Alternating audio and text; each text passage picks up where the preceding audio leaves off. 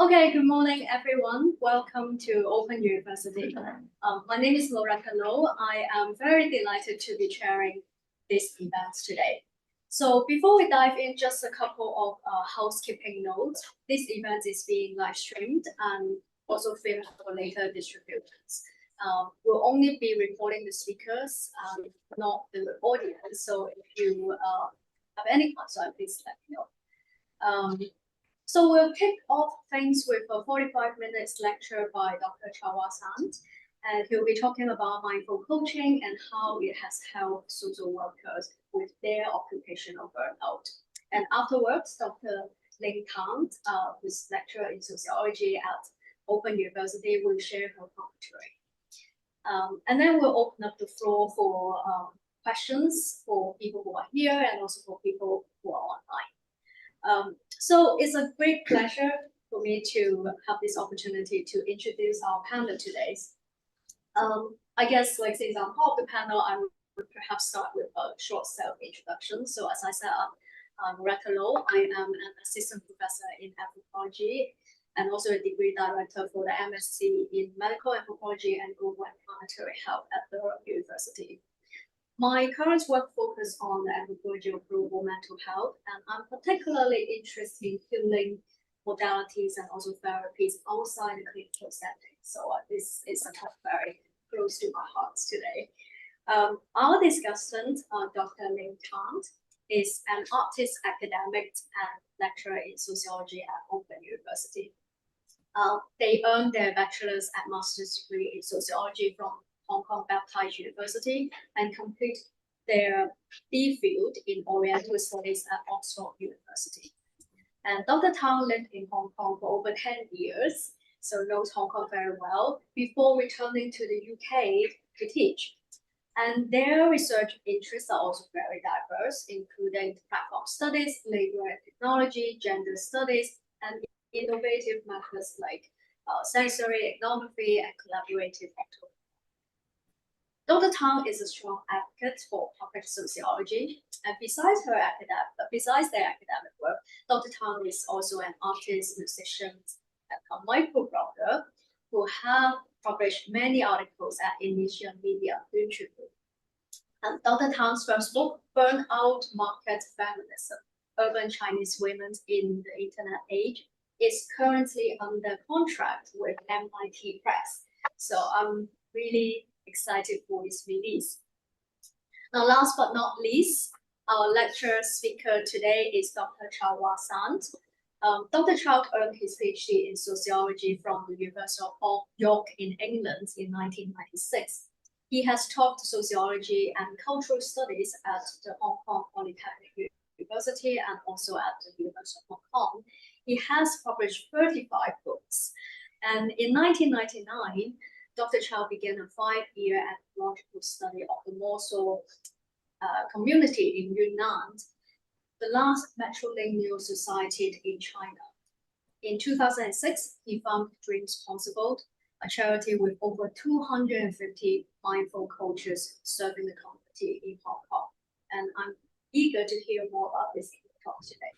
So now please join me in welcoming Dr. Chawa Sant, who flew all the way from Hong Kong to be with us at you today. Okay, good morning, everybody. Welcome to Open University Public Lecture. I'm so grateful, Dr. Liu and Dr. Heng Ling, to organize, helping this very valuable and meaningful public lecture. The topic is mindful coaching, a new paradigm for burnout out. I'm grateful for this chance to share with you a new paradigm of healing, which combines mindfulness and coaching techniques. It has helped many social workers and professional carers in Hong Kong to transform occupational burnout. First of all, I'll talk about the research conducted by the University of Hong Kong in May 2024 this year, reveals significant occupational burnout among social workers in Hong Kong. This pioneer research assessed the effectiveness of an 8-week mindful coaching program for burnout conducted by Dreams Possible, a charity that I found 18 years ago. Social work is an emotionally demanding profession that involves involves providing vital support for vulnerable clients with complex needs. The altruism of social workers often prioritize clients' well-being at the expense of their own self-care, which can be detrimental to their well-being and the quality of service provided to their clients. The intense and prolonged intensity of clients' trauma may cause social workers to experience compassion fatigue, emotional exhaustion, and secondary traumatic stress, which put them at risk of occupational burnout. To address this issue, Professor Paul Wong of the University of Hong Kong led a research project to assess the effectiveness of the Burnout Out Mindful Coaching Program. The research contains both qualitative and quantitative analysis of focus group discussion. Among the 255 social workers who participated in the initial assessment, 93% of them expressed symptoms of moderate occupational burnout. 80% experienced moderate secondary traumatic stress. 68% displayed symptoms of depression.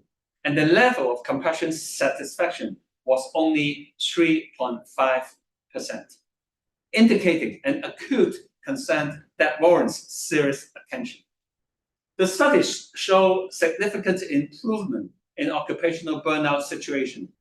The proportion of those experiencing moderate occupational burnout decreased from 93% to 63.5%. Secondary traumatic stress decreased from 80% to 63.7%.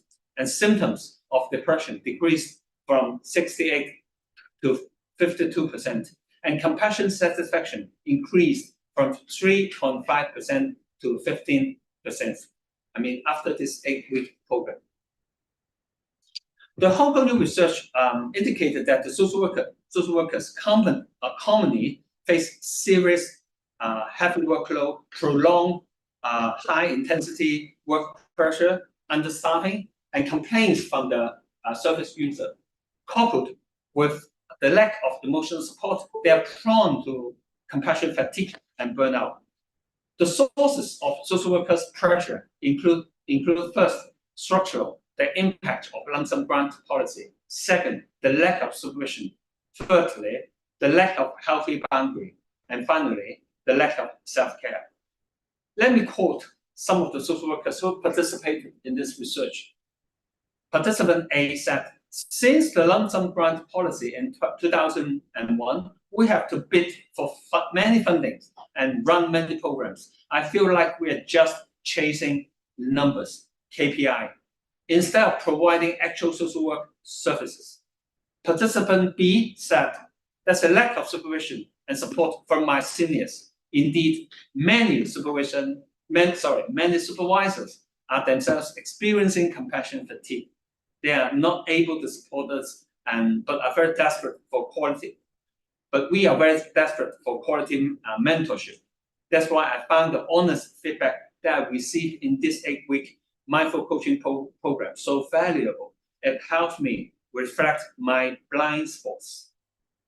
Participant C said, I'm touched that I was finally treated as a human being rather than just a role in the program.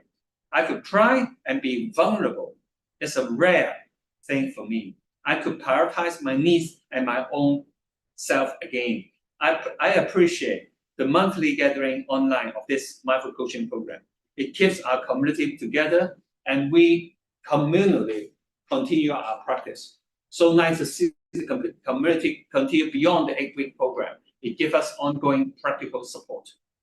And finally, the participant D said, I learned effective techniques to set healthy boundaries.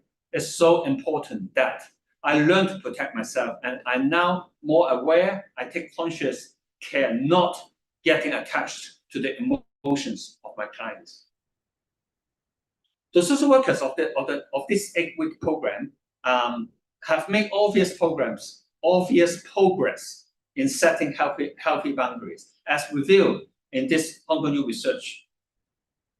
Those who said, I'm able to clearly refuse unreasonable work demands increased from 21% to 51%.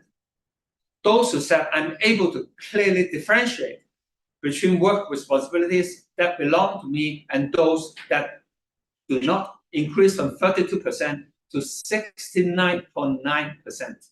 And finally, those who said, I do not carry the emotions and responsibilities of service users, increased from 34% to 68%.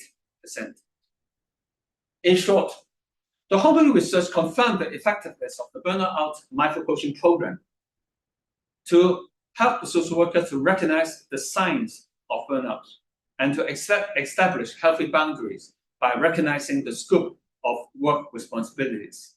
Thirdly, to make mindfulness a daily practice. And finally, establish a final coaching community for continuous support and professional growth. I finished my first part. Now I proceed to the second part, which I explain the 5 key components of this micro-coaching program. In the last 18 years, we have developed a well-tested 5-part program of micro-coaching that benefited many diverse participants through 60 different courses. It significantly improved mental wellness, self-esteem, relationship, coaching skills, while decreasing and or reducing depression and antisocial tendencies. This micro-coaching program facilitates personal transformation across 3 stages, from being coached to self-coach and then to coaching others. There are 5 key components and elements in this model. First, grounding for experiential learning. Second, effective self-coaching tools. Third, one-on-one coaching support. Fourth, communal support via WhatsApp groups. Fifth, daily practice for self-sustainability. Let me explain the function of these 5 elements. First, grounding for experiential learning. When participants undertake our micro-coaching program, the first thing they do is to build ground rules. These ground rules enable effective experiential learning. The rules including confidentiality, mutual consent, active listening, positive feedback, and non-judgmental. These ground rules cultivate trust among the participants, the coaches, and the trainer. Participants experience authentic connection and compassion, feeling safe to openly express themselves with high authenticity. Everyone feels it's our community, where non-judgmental, active listening, and positive regard, positive feedback become the norm. The second element of the micro-coaching model, effective self-coaching tools. We have 7 self-coaching tools. These tools are based on extensive research and empirical finding. During the course, the trainer first demonstrates how to use the tool by facilitating instant transformation of certain participants. Then the entire class learn the tool together. Each participant is supported by a personal coach, one-on-one. The learning process remains fully experiential. Participants feel safe to start their self-empowering journey. Most find the tools to be practical, applicable, and effective. The third element, one-on-one coaching support. We offer very individualized coaching throughout the course. The ground rule of confidentiality creates a safe space for people to share their vulnerability, and they always receive positive feedback. People who have felt neglected or minimized in their childhood will feel especially empowered in this community of trust, respect, and genuine acceptance. After the class, participants receive individual coaching calls to learn how to apply the tools in their practical daily lives. The life coaches also feel uplifted as they witness how participants transform for the betterment of their life. There are now around 250 qualified volunteer coaches at DP, our community. Each of them has at least 300 hours of training and practice combined. The fourth element is WhatsApp communal support. WhatsApp enables community support beyond the classroom. In the WhatsApp group, the trainer, the coaches, and the participants can actively interact, practice, and learn together. All interaction respect the ground rules of confidentiality and positive feedback. Any topics relating religion, politics, or commercial activities are not allowed. This virtual space cultivate mutual respect and continuous growth.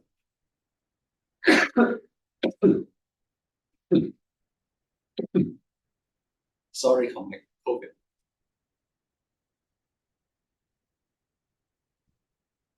Thank you. Excuse me. The fifth element is daily practice for self-sustainability. We practice daily to sustain personal growth.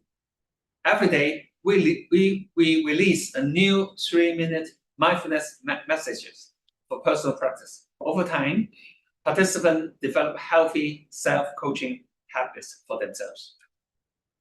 In summary, Dream Possible's mindful coaching model promotes sustainable personal transformation. It integrates personal agency with collective care in a community guided by compassion and ground rules. This practice of mindful coaching extends from the core program to social services. DP, our charity, is now running around 10 social services groups. There are around 200 volunteers serving marginalized, underprivileged communities.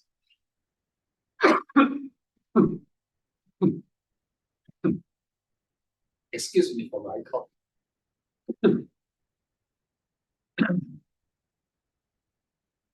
The service applied this social service volunteer team apply mindful coaching tools and skills, including mindful self-reflection, appreciation before commentary, compassion before problem solving, letting go our ego, self-coaching before coaching others.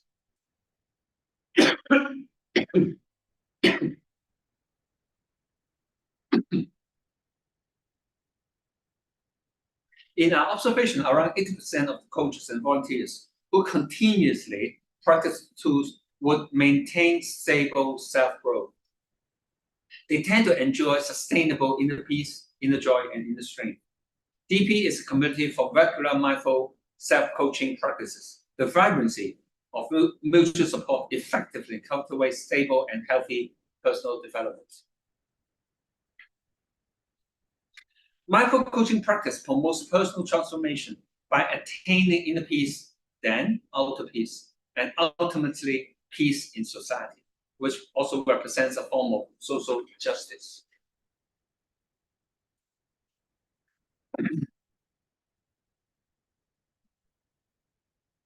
Mindful self-coaching becomes a daily practice for DP community. Whether in class, social gathering, services, or public workshops, participants routinely practice mindfulness to develop greater self-awareness. It cultivates a community that fosters compassion, humility, and self-awareness. When conflicts arise, we resolve them through mindful communication and mutual consent. Mindful self-coaching is a solid ground for building social justice in a small community. While its impact on addressing social justice more broadly requires empirical testing, it does enable Virginia Satier's progressive vision of human development. We grow from peace within, peace between, and peace among the community.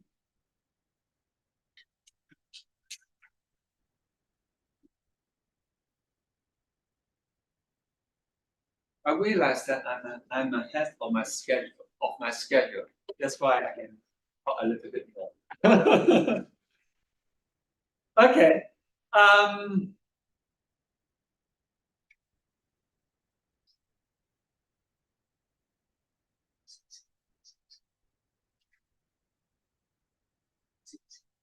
While the mindful coaching model provides a convincing methodology and structure, its success relies on trainer and coaches' professional quality together with participants' intention. Therefore, 5 requirements are vital. First, the trainer smoothly conduct instant transformation, mindfully and experimentally. Second, coaches demonstrate high professional caliber. Third, trainers and coaches maintain integrity through genuine respect and confidentiality. Fourth, challenges are common. For example, distress, complaints, group arguments are well managed. Fifth, participants fully commit to change themselves rather than waiting for others to change. Also, there are 10 potential challenges that warrant serious concern. First, intense affection may overwhelm less expressive participants. Second, unrealistic expectation of transformation may lead to disillusion. Third, outsider may perceive DP as a cult. Fourth, trainer coaches need to guard against spiritual pride and ego. Fifth, instant transformation can be difficult, and there's always risk of re-traumatization. Sixth, flaws of individual coaches may damage trust and reputation of the entire team and organization. Seven, continued commitment of quality coaches is never easy. Eight, some transformational techniques or tools are not applicable for online courses. 9, when ground rules are broken, conflicts arise. 10, participants who are detached or critical about mindfulness or the coaching tools may feel outcast. To summarize, sustainable mindful community building remains a long-term, context-sensitive experiential process. Many evidence-based research is still needed. More evidence-based research is needed. DP model is undergoing continual DP model is undergoing continual empirical refinement and modification. And we always welcome research collaboration and critical feedback. Thank you. Thank you, everybody.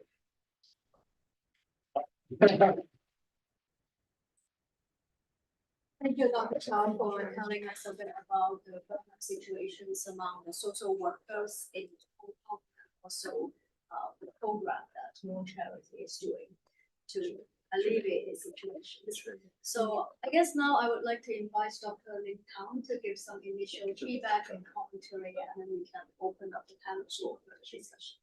Yeah. Okay, thanks so much, Dr. Shawata. Yes, I know of your work for a long time, and it's really exciting to see how your work has transformed from more gender-oriented work to more self-care, mindfulness, because they're all sort of correlated in very similar ways, right? From the pursuit of freedom to the pursuit of more inner peace, and peace within, and also peace among. There's also the solidarity character, and also very importantly, feminist ethics of care that is sort of regardless of what language we're using now, may it be a more religious framing or more gender framing, it is the care that is in the very heart of the 35 books and many other work that you've been practicing all these years. So when I was hearing and when I was listening to this talk, my initial thought and feeling, if we may use the word, and let the conversation be more feeling oriented, I think I felt a bit saddened at the beginning just to hear how many of our care workers in Hong Kong have been in such a devastating mind situation. Their mental status has been very unstable. And as you said, more than 90% of the social workers feel that they had been experiencing burnout. We're trying to give compassion to the people living in the city. And we all know that Hong Kong as a city manifests in many extreme ways in terms of its neoliberalism and also changing atmosphere in other realms. So I feel that it's just so sad that so many of our care providers are in such a situation. But I'm also, of course, very moved that we have organizations or associations like Dreams Possible, funded by you, who actually dedicate the effort into fostering self-care and mindfulness for this group of people. Yeah, and I also can feel so vividly about the compassion fatigue that you mentioned, because we all sort of do that in a way or in another in our teaching, maybe not so vividly, but sometimes we are like care, like especially as a feminist lecturer, you need to deliver that care to the student. But however, how much of the care you can take back, and how much of the fatigue, how much of the sadness, how much of the melancholia that you can burden, you can put on your shoulders, is like another story, right? So how to really balance that self-care from just overtaking everything. It's still like such a question for like all caregivers. So I've learned really a lot from this talk. Yeah, and also I find it very inspiring just to put the simple word "not" in between burnout, like burn not out. It's like so clear. Let's just like not burn out anymore. It's time to stop and then go to the Buddhist concept of mindfulness. So yeah, so I think that I have maybe two questions while I was listening to the talk. And first is that how do we, because I understand that the talk that you just delivered is very much evidence focused. For instance, the burnout rate for care workers has dropped from 93% to 63%, and also you've mentioned many other statistics. So when we have those statistics, I'm just like, as somebody trained in sociology background, I'm just like very curious about how to define burnout and design that variable to assess what the levels of burning out. Because I feel that it's very important for audiences, including myself, to understand the situation and the level of burning out by understanding and clarifying the variables. So sociological side. I'm actually like a qualitative sociologist, but because because of this thing, I really want to know. And second is it's about mindfulness, because as I was listening to the 5 elements and different roles you deliver in the talk, I can't help but think that these roles are very much about roles of interactions. For instance, like not to set up a healthy boundary between you and the other.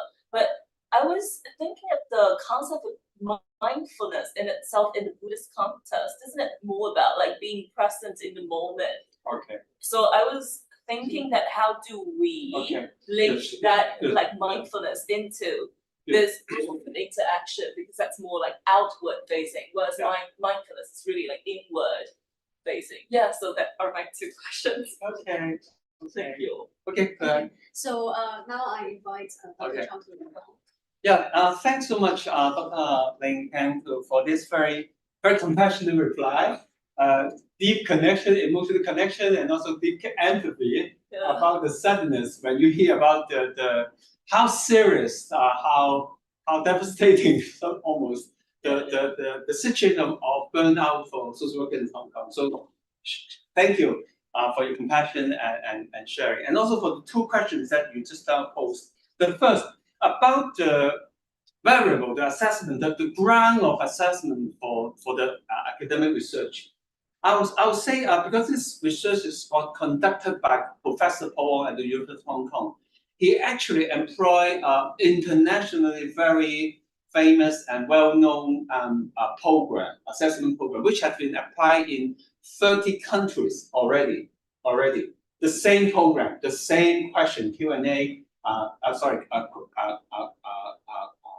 questionnaires, around 30 something Qs. Everyone has to fill in the form, and also the focus group. So I think it's aligned with I can post the reference about this international program that have been developed about 20 something years ago. They're based on to use so it's equally applicable to so many other different countries about this level of burnout rate. That's my first reply. Second, about the ground rule about this Buddhist practice of focus, prioritization of momentary observation or awareness.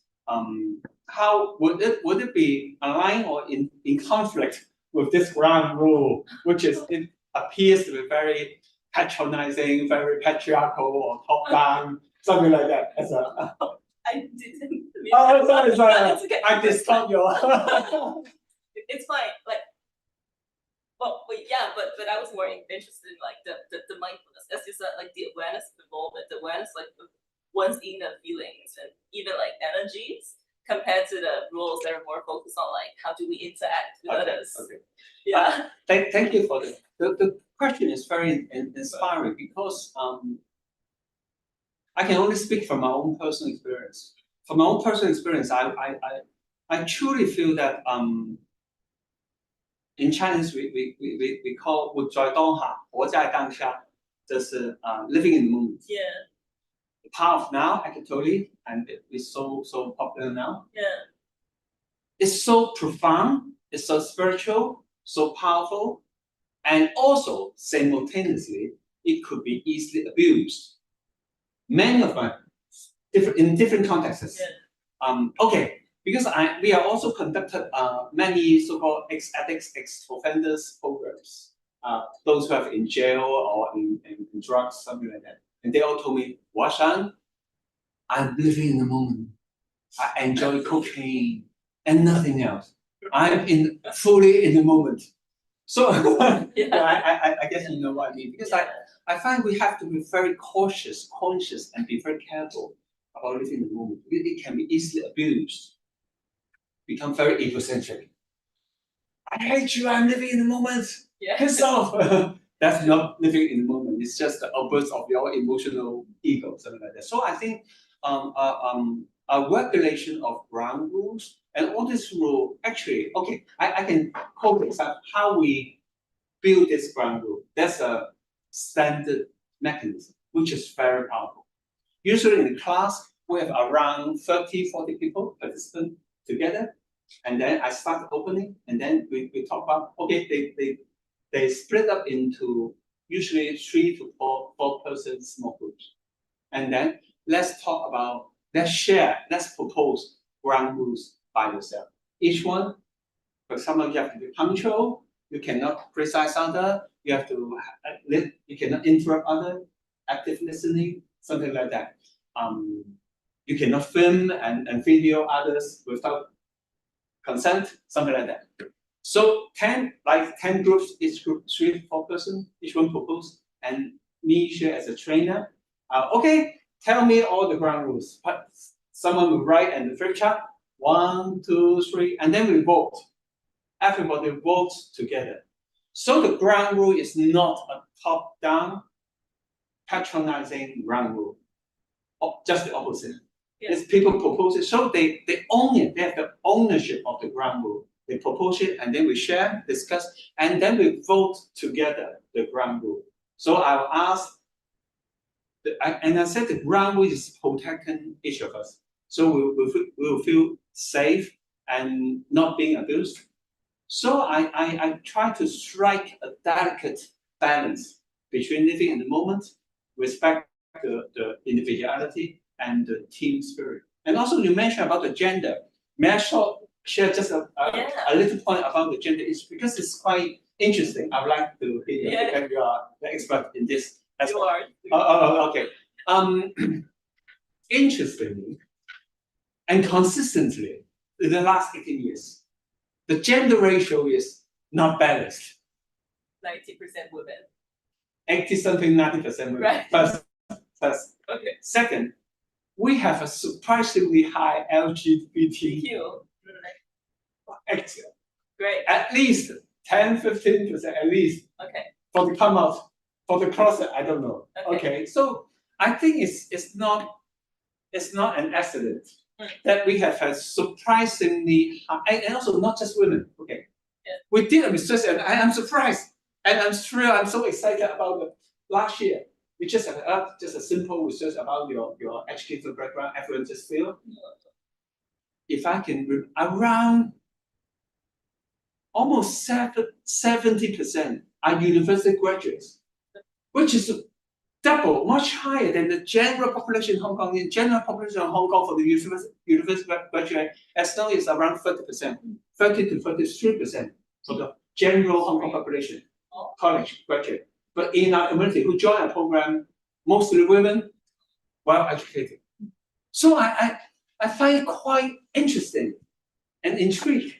Why well educated women and also lots of so-called marginalized group, LGBTQ, they like our community. And I will assess perhaps some elements that is more structural, institutional, it's nothing personal. Because we prioritize confidentiality. We prioritize mutual consent. We prioritize one-on-one coaching, safe space. We highly prioritize positive regard, no matter whatsoever you share. We support. Even in extreme, we may not agree with your behavior. For example, I want to kill my mother. I want to bomb the city, something like that. In the most extreme manner, the typical response from the coaches will be, oh dear, I feel your pain and sadness.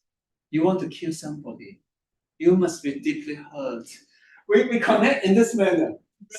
Of course, we disagree with of course. And then we start with empathy, emotional connection, and then we won't tell you what to do. We never tell the word you should or should not is banned in our community. Never will we say you should or you should not. It's always mindful coaching. We're asking questions. How would you feel if you kill somebody?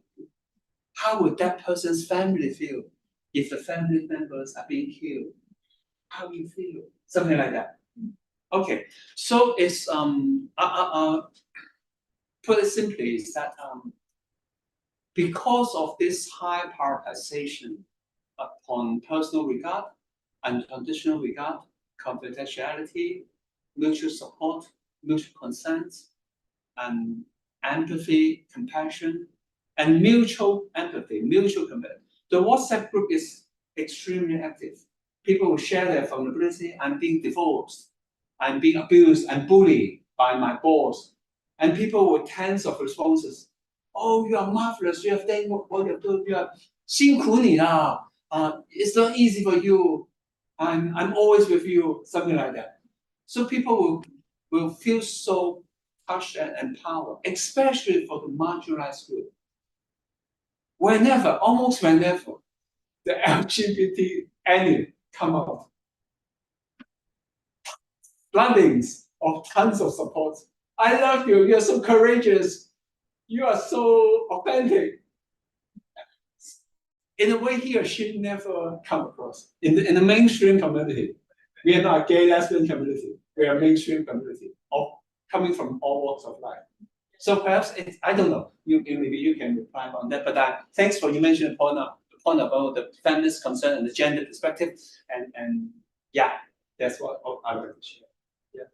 I guess I could maybe add 2 follow-up questions with Ling and maybe further the discussion a bit, and then we'll get back to you to see if you have further feedback. Thank you. So your first question is about how do you define burnout, right? Oh, yeah. And then would you clarify it very clearly that you said the Hong Kong University team actually use an international standard of burnout, which is a bit concerning for me as an anthropologist, because is there any chance that using a standardized international like burnout criteria or survey and then using Hong Kong is there a possibility that it may fail to capture something very specific to the burnout situations among the social workers? So while I hear that, I understand the necessity of using something very standardized and recognized internationally by psychologists or in counseling that this is the definition of burnout.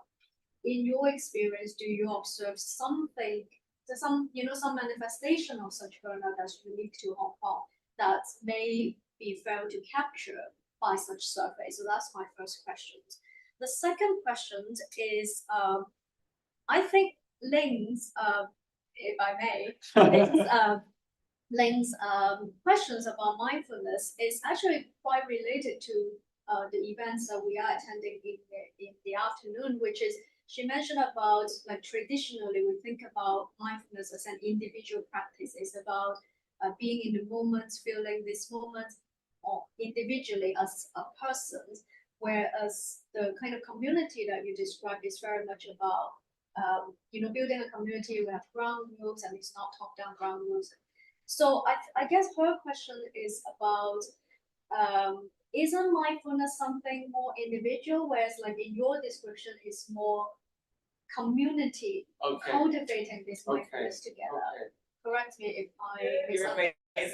if I misunderstand what you said. So I think she's a bit intrigued by that, her before this talk, her understanding is mindfulness is practice, whereas what you're describing is a community coming together to practice mindfulness together and create ground rules, which is really fascinating. If I could, I would just ask one last question, which is using this survey to just evaluate the level of burnout among social workers in Hong Kong is necessary and great. But do you think it would risk kind of in making people individualizing their burnout, whereas looking at the social cultural roots of the burnout in Hong Kong? Right, if they just like answering the questions in the survey on how burnout, I feel moderately burnout or severely burnout, using a survey, do you think it misses some nuances of the roots of what's really causing the burnout among social workers? You mentioned KPI. Are there other things that are not being captured in the survey? Yeah. Thank you, Dr. Wu, for the very inspiring and very insightful, I would say, all three questions are very critical, insightful, and inspiring. Thank you. The first one, how to define burnout specifically in the Hong Kong context.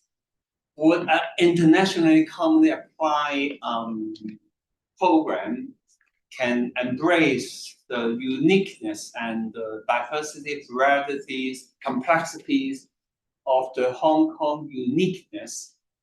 I'm quite speechless by your question, because as I know, this program, I mean the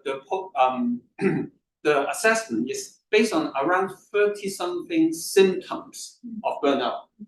They define, 30-something, you have to answer 30-something questions, which lumped together, they generate the level of burning out, the extent of burning out. And would there be any unique Hong Kong features? I don't know. I truly don't know. I'm pondering it, and I really don't know. I thank you for that. I never really ponder it seriously. I need to, and I'll feedback it to our professor of the research team. And thanks for the question. I guess it's Hong Kong is a highly westernized society, and the social workers are very well educated and they read material. So maybe there are, but I just from an anthropological perspective, I would be very interested if there's any kind of socio-cultural nuances that we capture. That's a very good question. I'm inspired too. Thank you. And that related to the third question that you posed about the root cause of burning out. Would it be the scenario that we over personalized and individualized the burnout scenario by focusing on the individual symptoms of burning out? There are obviously many social, cultural, political, institutional, structural roots and perspective for burnout. Very obviously, including gender issues, political issues, blah, blah, blah, blah, blah. There are many different layers. And in this research, as I know, the focus for exploring this level that Dr. Lu you mentioned is more on the qualitative part, on the focus group part, that focus quite a lot on structural. That's why I mentioned the lump sum grant, which is 27 years ago imposed by the Hong Kong government and the social welfare department, and there are lots of issue discussion concerning this policy. And that's not a personal level, it's completely a structural level and policy level. So obviously, the burnout issue has a deep-rooted basis on this level, but there's some, because in the Hong Kong unique situation, there are more and more taboos in Hong Kong now that it may not be easy to explore deeply or frankly. So true, I agree, and thanks for your observation that I think this research prioritized more on a personal level at the expense of more structural, socio-political, cultural level. That perhaps will be another research that is utterly crucial. Thank you. And the final, your second question about the Buddhist practice of in my impression is like that. I think mindfulness, especially in the Western world, in my limited knowledge, is quite easily perceived as a personal practice, rather than a tool for advocacy, a tool for social justice, a tool for campaigning, communal development, something like that.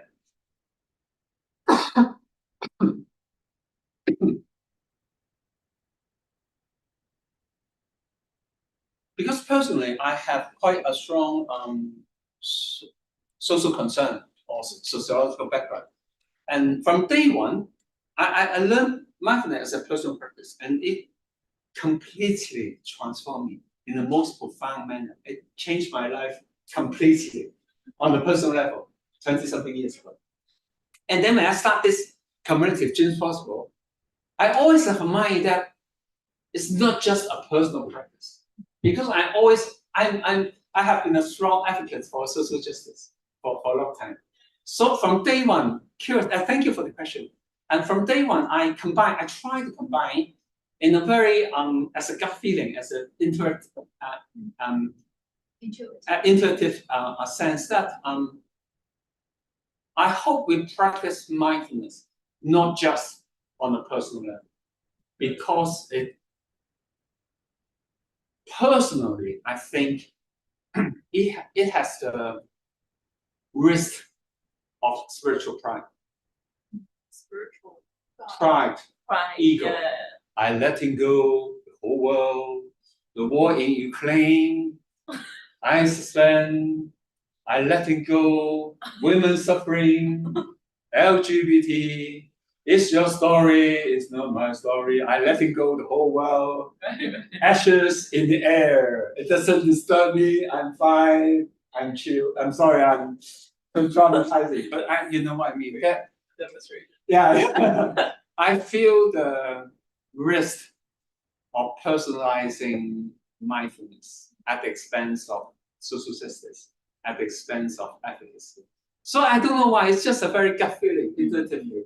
From day one, we practice mindfulness personally. Of course, we have daily practice, many tools for daily practice. Every day I have mindfulness practice for them. Simultaneously, we have lots of social services in the group community, and we always believe charity starts at home. So I don't know. I still have a long way to go to testify the empirical effectiveness of this integration. But this is what I try to do. Dr. Tao, do you have any response? Yeah. Please. Give it time. Yeah. Okay. Please. Yeah. I also agree, because I also feel that it is unfair to sort of just cater and usher that Buddhist mindfulness into a very individualistic sort of thought. But instead, it is of course more about like caring for the living beings, right? Like, and also living beings of different types, not necessarily just limited into the realm of human being. Wow. All sentient beings. It's like it's being in many different ways, and the deep care that different sorts of living beings. So maybe we can talk a bit back to the gender and dimension of your organization, because I feel. Can I know that is it only directed towards social workers? No. All walks of life. Oh, all walks of life. Right. Yeah, my initial thought was that because I don't know, you can correct me if I'm wrong, I'm just like thinking aloud. Do you think it's possible that women perhaps care a bit more about care? Oh, itself? sure. Because it is You have to. historically and also under patriarchy, women are designated into do care labor, paid or underpaid, or without paid. So Housewife. yeah, exactly. So I feel that, and there's also this very patriarchal culture that assume that it is the women who care. It is it's basically the minority who cares because the competent and the capable do not have time to care. They can just excel in other realms. So I feel like that's my initial thought. Fully agree. Yeah. I fully agree. Yeah.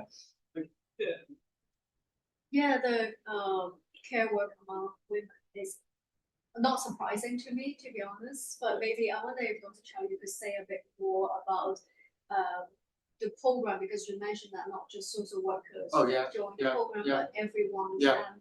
Yeah.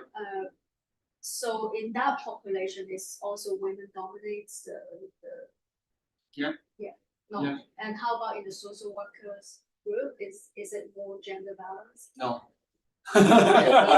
Even the participants from in the social workers group, also women, female social workers dominate. Wow, Yeah. That's quite. Yeah. That's quite. I think. Surprising. Well, perhaps also along the gender line. Usually, women are more expressive, more authentic in expressing their emotion and yearning and crying for help. Whereas for men, as me, I have no problem. My wife has problem, so I won't attend this course. Yeah. Sorry for the men. So yeah, true. In this work program, at least 70 to 80% I would at least. Yeah. So it's disproportionate. So So I think I think what's interesting about this burnout studies. So this studies is about the social workers, but when I listen to what you're saying, I could immediately think about the burnout situation in my profession, like in academia. So many teachers, so many professors are burnt out, and I feel that like in today's society, no one is not burned out. No one is not burned out. So I wonder if you have any insights about other occupations, how they will they like occupation groups that don't involve a lot of care work in the day-to-day. I mean, teaching does, but other groups like I don't know, other professions. Do you think they would benefit from the mindful coaching program as well? And if they do, in what way? Can you give us an yeah, thank you. I fully align with you, and I deeply share that burning out is everybody's issue. Or perhaps I don't know, could I say it will be too bold or too, I don't know. I think it's related to modernity in a way that because in the last 100-something years, the entire development, especially in Hong Kong, are deeply commercialized. Since you are a kid, you have all day is KPI, KPI, and KPI. Since you are in kindergarten, you have to perform well in exam. So we are so prone to burnout since you are young, and we are so and that's why I'm one social worker told me my tear drops when I hear what he is a man told me that Washan, there's finally someone who treat me as a human being. I'm a social worker, but no one, my supervisor, treat me as a KPI. Is you cater for all your clients' issue. I'm not, and my client just ask for benefit. So and social worker they have a an aura, a huge aura. You have to sacrifice everything for your client. It could be so inhuman, so distorted for this social worker. So I heard so many social worker stories. They work 10 hours, 20 hours one day, and they go back home, they feel absolutely exhausted. The husband, wife come to me and say, no, piss off, I don't want to talk to you. They kick their dogs, they kick their cat. They don't know why I'm so furious. because for the working time, they repress their anger. They may have repressed anger towards their clients because the client can be very abusive. But I have to love you. I have to care for you at the expense of my own self-care. And so it's devastating. So I agree, it's not just a worker, but yeah. It's a really vivid example, I Yeah. think, to illustrate how the burnout situations among social workers, which is very unique. The reason I asked the questions about the occupations burnout is I'm thinking about Dr. Tang's work about burnout among business women, business women. Yeah. So I wonder if you notice any kind of like, is it the manifestation of the burnout? Is it similar in your study comparing to like in Dr. Chow's observations about the kind of burnout among social workers? Yeah. Do you have notice any difference or similarities? I think similarity should be the management of part, isn't it? Even though it's like a word that we designate for like emotional labor, but it's really how that the moment when you have absolutely no capacity to control your own emotions, you still have to sort of carry that performative emotion out to care for others. And so I feel, and also like, so burnout, why don't we just simply use the word exploited? How is burnout different from exploited? It's exactly that. It is so emotional driven. Now it is not our body and labor which are being exploited and exhausted. It's also our emotions because we need to put that face. And I can see that in all occupations. Maybe sometimes it's more women oriented because women are supposed to behave in a certain caring, listening way. In like both productive and reproductive realm, right? Women are always supposed to be emotionally strong, capable of listening, caring for the whole family, for business, for different type of things. So I feel like the similarity is really about this performative labor that you need to put in controlling and delivering a very limited type of emotion. Yeah. That's why I think self-care and self-compassion is absolutely crucial for everybody, not just social workers. Otherwise, everyone is prone to burnout, irrespective of your occupational situation. Of course, women in this regard is more so-called difficult or exploited or whatever. But then everyone is facing in modernity. Everyone is being assessed in your outer behavior, your external performance, and so on. And I think this inside out or this. So I really like it, peace within, peace between, and peace among. We use this Virginia Satir, the so-called founder of family therapy in the 70s, to postulate this motto of if you want outer peace, we must have inner peace. If you want peace among, we must have peace between, and primarily we must start with peace within. So I think back to mindfulness practice, I think it's good. Mindfulness is start with personal practice. We must thoroughly be an authentic person. Thoroughly, we let go and purify ourselves, purify our mind. Otherwise, when I interact with you, it's no way that I can be mindful. I'm bound to project my fear, my anxiety upon you. My love upon you is bound to be controlling.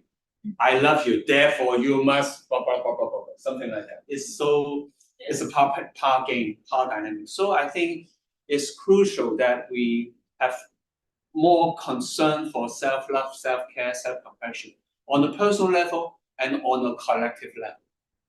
Yeah, I think your questions about, not question, your comments about the distinguishing between burnout and being exploited, which was more the kind of Marxist theory that is all about, exploiting your labor, your time, but now the like, I don't know, this hyper modernity era is the emotions being exploited and burnout. And I think your Dr. Charles, your case studies about actually overcoming burnout as a community could be so much more powerful than individual saying, oh, it's Yeah. my problem, it's my, because I think a lot of time the danger is a person think about burnout as his own Yeah. problem, right? Yeah, It's exactly. I'm inadequate, I'm not time managing things well enough, that's why I'm feeling this way. But I think having this community with people, I mean, I think we should have it in academia.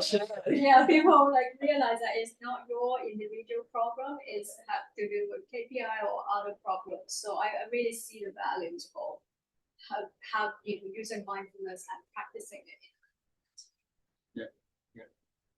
Thank you. Any final Yeah. remarks?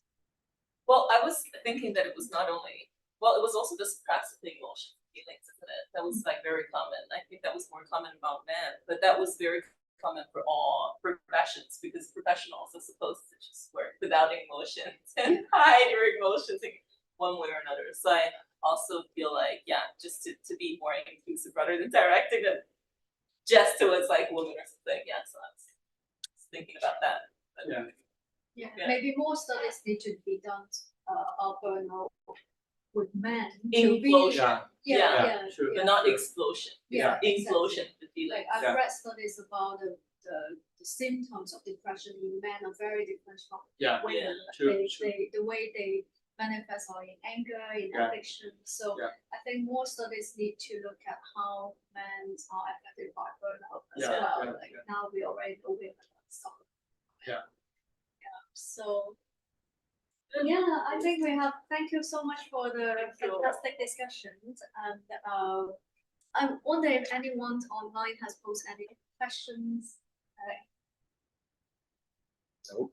Not yet, but like I guess they could Yeah. comment. And Yeah. so thank you very Yeah, much thank you. for Dr. Tang and Dr. Chow. Thank you. For this fruitful conversation. Yeah. Thank you, everybody. Thank you. Beautiful.